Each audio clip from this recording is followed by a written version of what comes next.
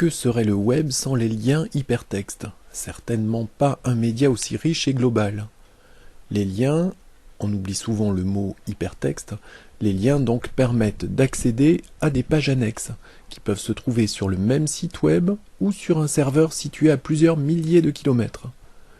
Ils peuvent également être utilisés pour télécharger un fichier ou envoyer un message email via le programme de messagerie locale.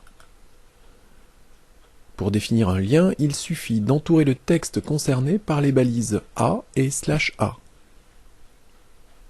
Ici par exemple, la phrase « Cliquez ici pour accéder au site de Microsoft » est un lien vers le site de Microsoft France.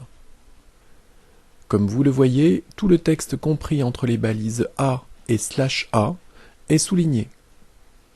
Il suffit de cliquer dessus pour accéder au site de Microsoft.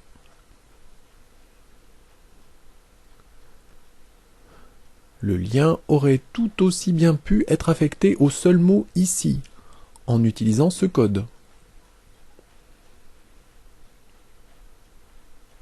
Dans ce cas, seul le mot « ici » est souligné et lui seul donne accès au site de Microsoft.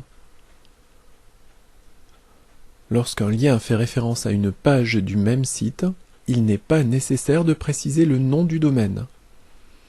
Supposons par exemple que la page à accéder ait pour nom cible.html et qu'elle se trouve dans le même dossier que la page actuelle. Il suffit d'affecter le nom de la page à l'attribut href. La page cible.html est accédée avec un adressage relatif. Supposons maintenant que la page actuelle se trouve à l'adresse http://www.domaine.com/page/lapage.html